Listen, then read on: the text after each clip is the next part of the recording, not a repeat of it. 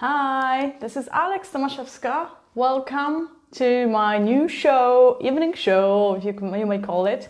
It's called Way to Grow, and it's going to be weekly for every Monday at 6 p.m. Central European Time. So be sure to make it, because if you make it live, I may have a chance to answer your questions, and you will have a chance to hear the answers to whatever is bothering you. So I'm very excited to be doing this. This is the first episode, and frankly, I am a little bit nervous, okay? And this is my second live, I think, on the page, so we'll see who joins here. I hope everybody that wanted to join will be able to do so. Anyway, let's start. This week's topic is a very hot topic, which is a problem for many people. And when I say many, I mean many, okay? Let me just quickly connect here to the live, and then we can continue. So, procrastination.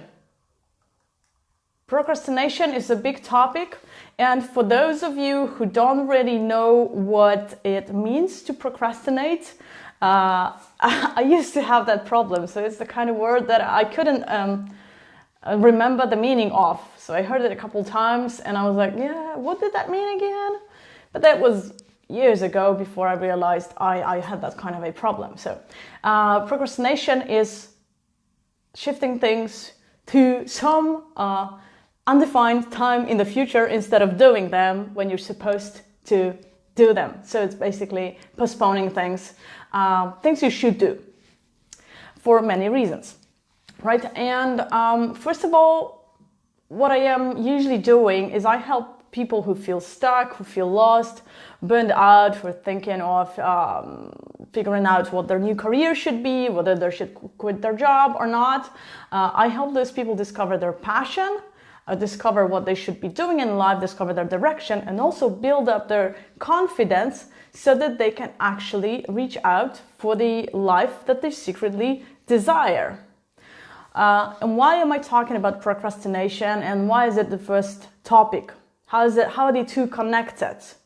So there's two main reasons for which I am doing this.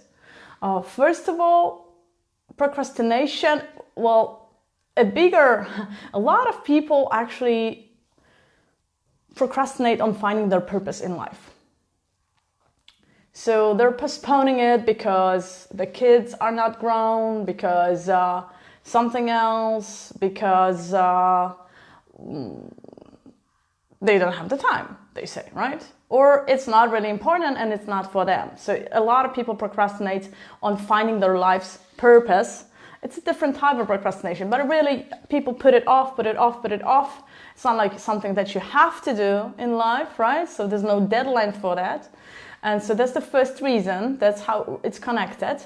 And second of all, when you procrastinate a lot, that decreases your level of confidence, which is my second main topic, confidence, right? We don't want that. I would like you to work on your procrastination and work on the way you see yourself, so that you don't see yourself as a procrastinator, and that'll allow you to increase your confidence level, just that, and to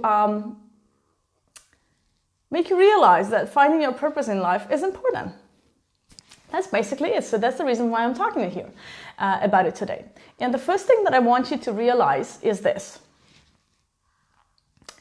When you're procrastinating on something, whatever that is, like taking your car to the garage, or making an appointment at the doctor's, which you were supposed to make a while ago, but you haven't done it yet, right? These are the kind of things that we tend to postpone, or maybe it's cleaning the attic, anything else, right?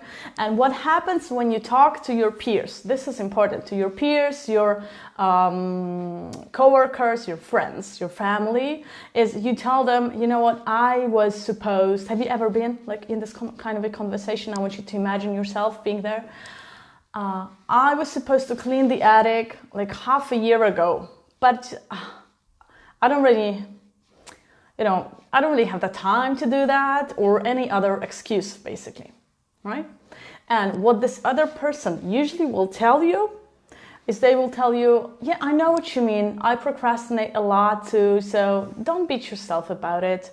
It happens to everybody. Like, I was supposed to clean the garage a year ago and I still haven't done it. And what happens there in that simple conversation is you have just created a comfort zone. As odd as it sounds, it is a comfort zone for the both of you. So now you're kind of making it okay to procrastinate because you're not the only one that does it. And it's true, of course, you're not the only one that procrastinates. But making it into something normal, into something that's okay and acceptable, creates this bubble that grows around it. And you suddenly start feeling, hey, it's not so bad that I am procrastinating, okay? We're good here, I'm fine. But the reality is that on the other hand, you are not fine when you're procrastinating because you wouldn't be watching this video if you were, right? So on the other hand, deeply down, you feel guilty because you procrastinate. But on the surface, you're kind of creating this bubble of acceptance around procrastination. And that actually creates this gap in your personality, right?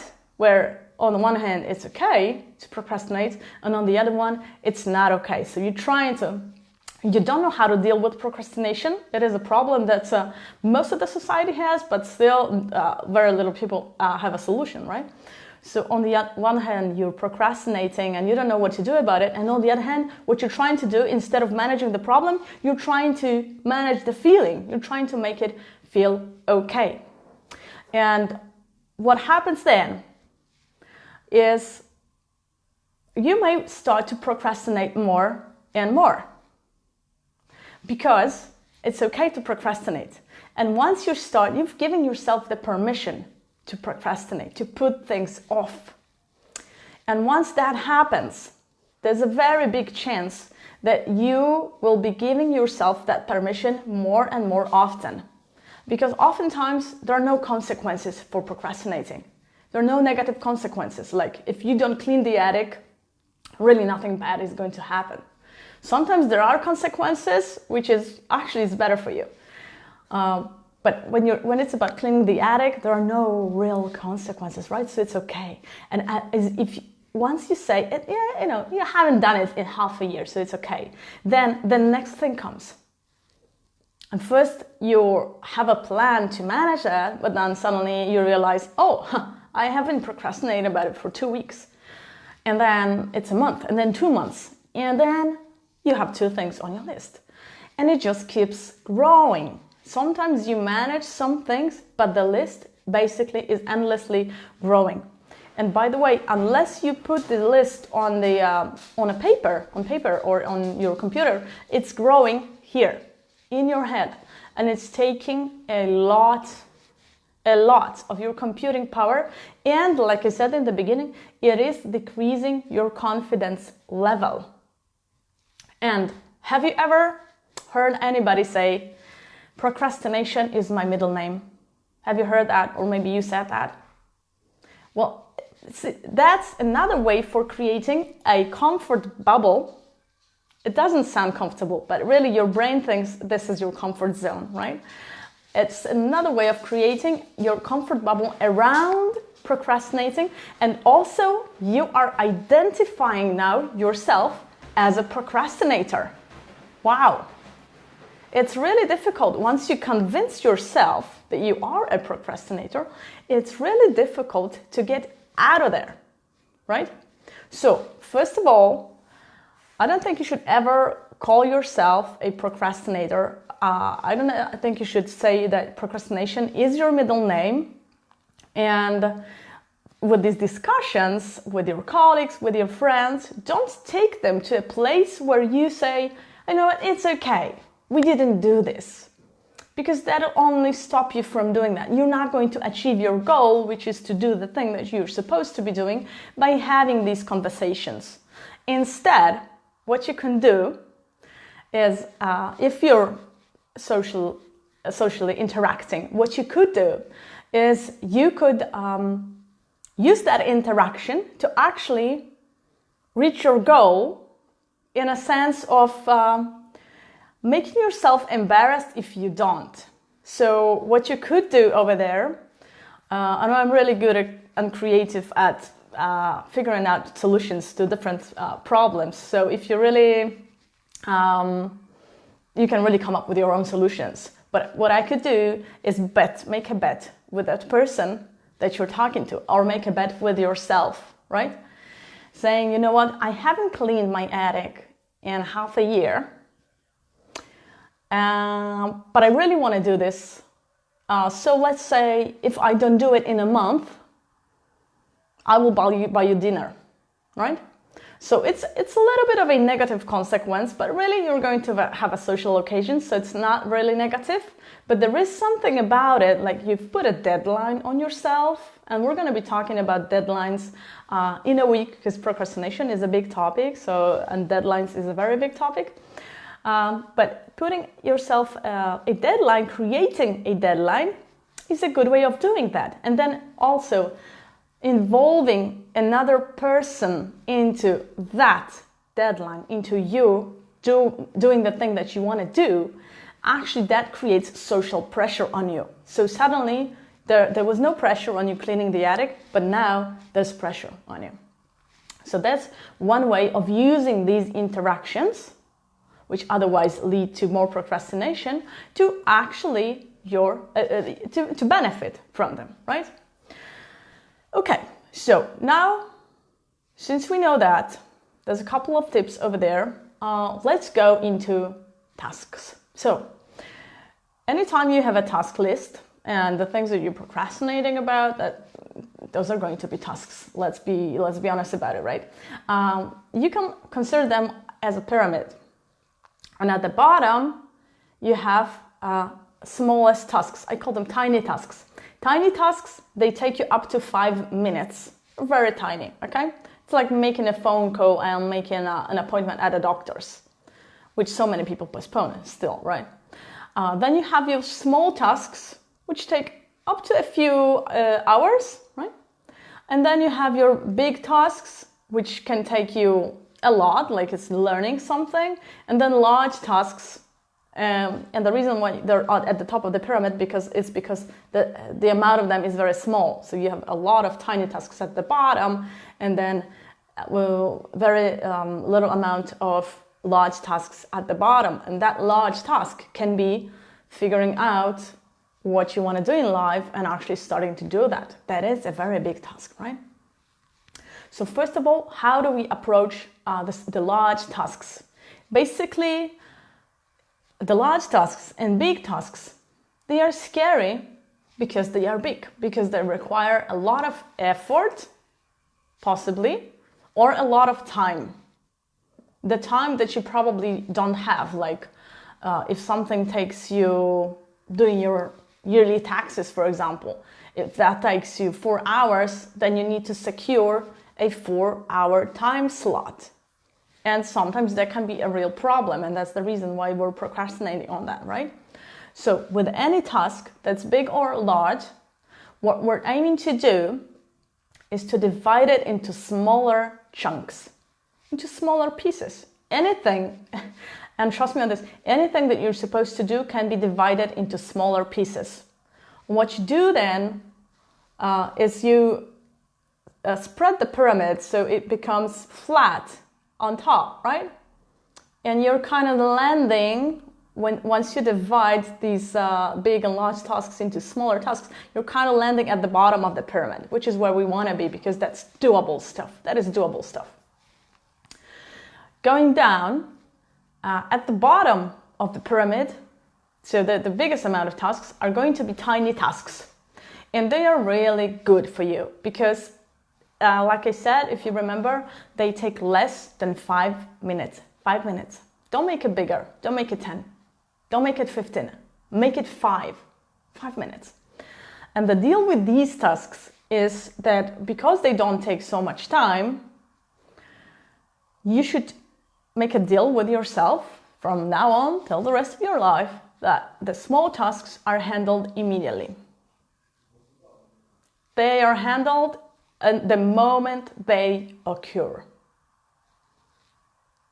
I know it sounds, not a lot of them can be handled like that, because if you want to call the doctor then, and it's the evening time, you may need to postpone until tomorrow, which is fine. But then tomorrow, at the first chance that you actually have the, at the first time that you actually have the chance to perform the task, perform the task.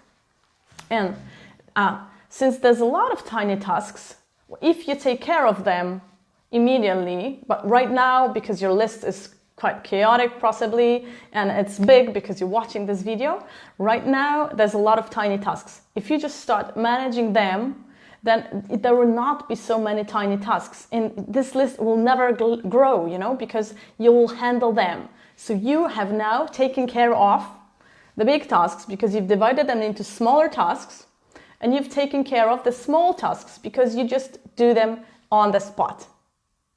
5 minutes, that's not a lot. Okay, so now the fun part, there are small tasks.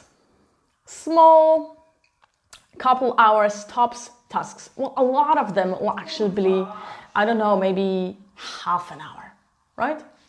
A lot of them will be 1 hour. So that's not so much, right? So how do we deal with the small tasks that we cannot handle? First of all, there is a possibility that they are still too big, right? So see if they cannot be divided into tiny tasks and other small tasks. For instance, if you're writing a CV because you want to find a new job, right? And you need to write it from scratch, then first of all, how much is it going to take you? Probably like 2 hours, right? You need to see if you can divide it into smaller chunks, which is first of all getting to your photo done, for example, right? Without a photo, if you're going without a photo, that's fine. But there's a decision to be done, to be made, whether you want a photo or not, right? And the decision is a small task or tiny task, depending on how good you are at decision making, right? Let's see into 3 questions. If you want to divide these tasks into smaller chunks, there's three questions that you should ask yourself, and it'll help you divide them. So, first of all, do I have all the necessary resources to perform this task? And let's say the example is you want to start to journal. You want to start journaling. You ask yourself whether you have the resources that are needed to perform this task. And then you realize, I don't have a journal. So it's impossible to journal, right? And I want to write in a journal. Okay, so now you have divided your task into 2 tasks. First of them is to get a journal. And the second one is to start journaling. You don't have to worry about it right now because you are blocked by the fact that you don't have a journal, right? Of course, there's the decision to be made whether you want to journal in paper or you want to journal on your computer, right? Once you made that, you either have your computer or you go get a journal. And if you cannot get the journal, you need to do the analysis again. And if you think, I don't really want a journal, maybe because I'm not getting a journal, but you really want to give it a try, you could play a trick. I set up like a lot of traps on myself. I play a lot of tricks on myself. You can play a trick and ask somebody to just, because a journal is a great gift, okay? So you can ask them, hey, you know what? On my next birthday, I would really like to start journaling. So if you could get me a journal as a gift, or for Christmas, whatever, somebody else will take care of it for you. See, this is a little bit of outsourcing, right? But and that's going to be, a very nice feeling connected to the journal, because you will know that somebody actually listened to you and somebody cares about you, which is great. So so let's say you have got your journal, right? And now the second question, so that was the first question about the resources. Do I have the resources necessary to perform this task?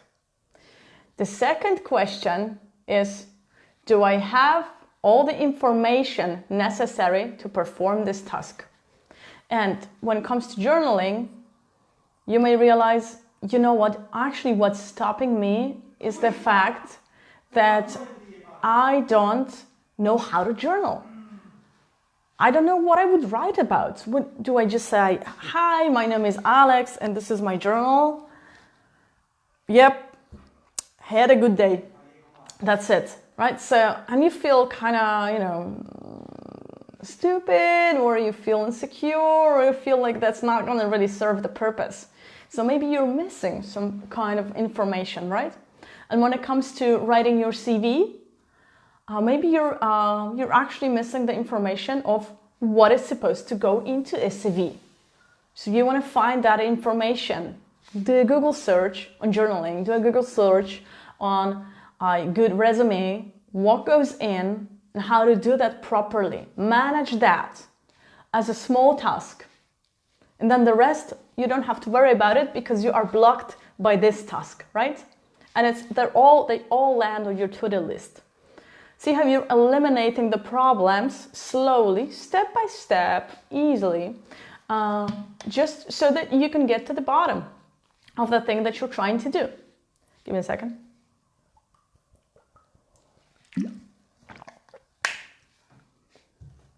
Right. And once we have that covered, so you know how to journal, you have a journal, you have your photo taken, you have your laptop, you know how to write a CV.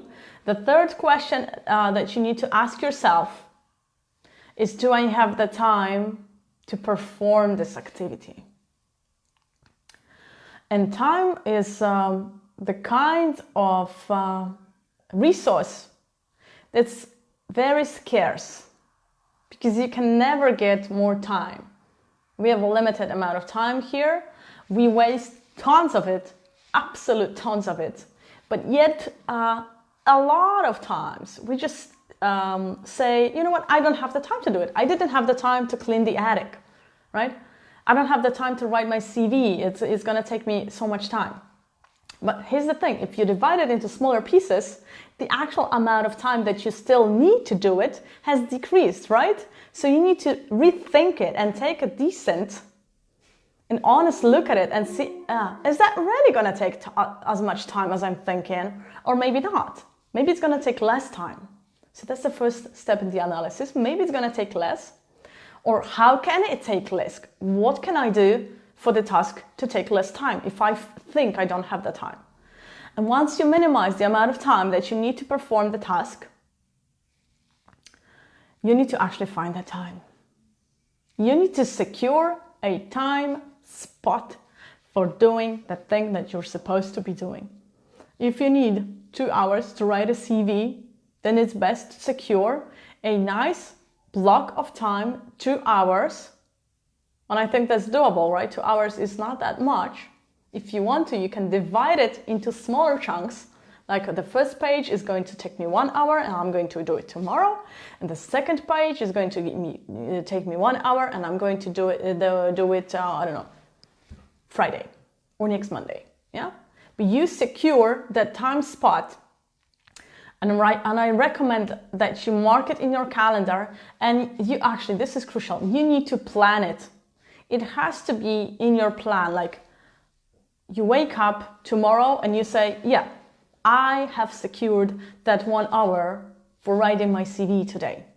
And then you follow the plan.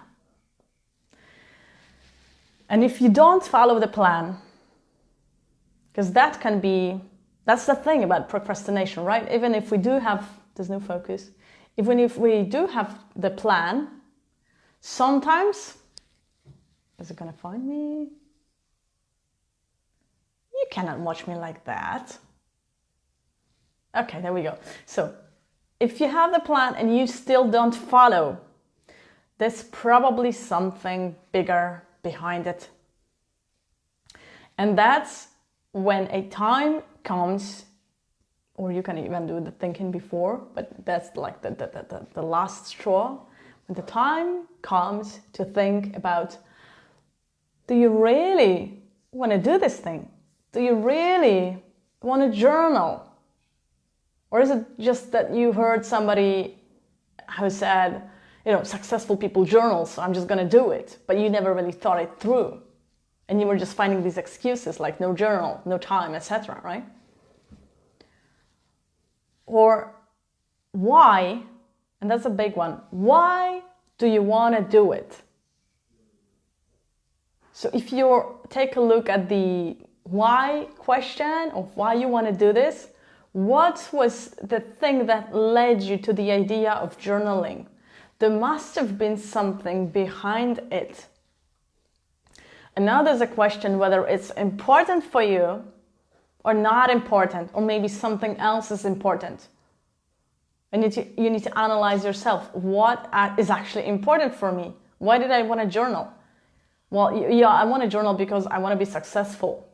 But do you even know what successful means to you? Maybe success is not what success is for this person that is making $1 million for you. Because success has different faces and it means different things for a lot of us, right? Or maybe there's some fear behind the whole thing of journaling. Journaling is a great way of expressing yourself, of being creative, of analyzing your emotions, getting them out of yourself, etc.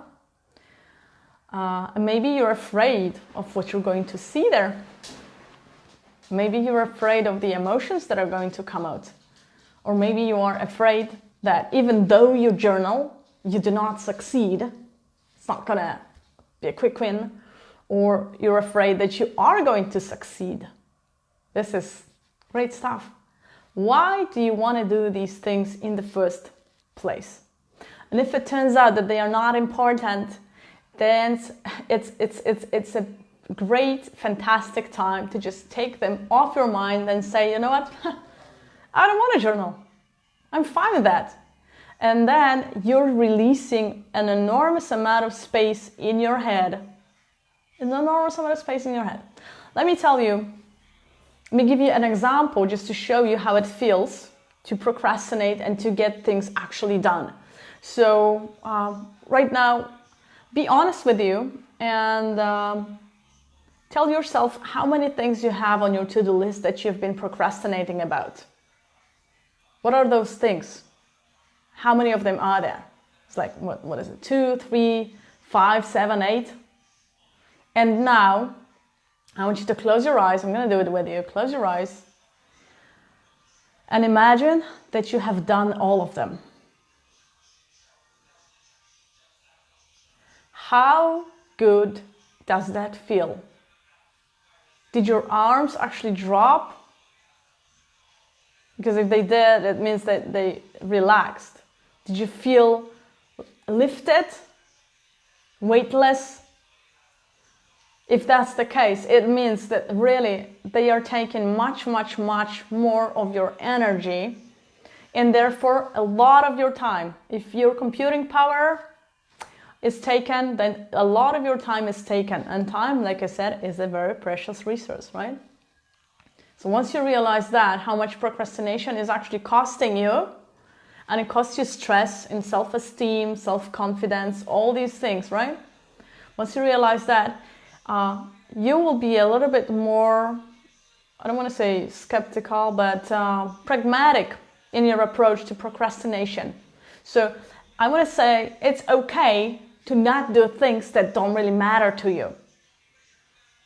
Thinking about why you want something and selecting the things that are important for you that can bring you benefit, that's all right. It's absolutely fine. Okay, now I can either go on or do the thing next week. I think it's gonna be okay to finish today. And next week, I will tell you more about procrastination and about deadlines and setting deadlines. How can you set deadlines for you so that you can actually quit your procrastination?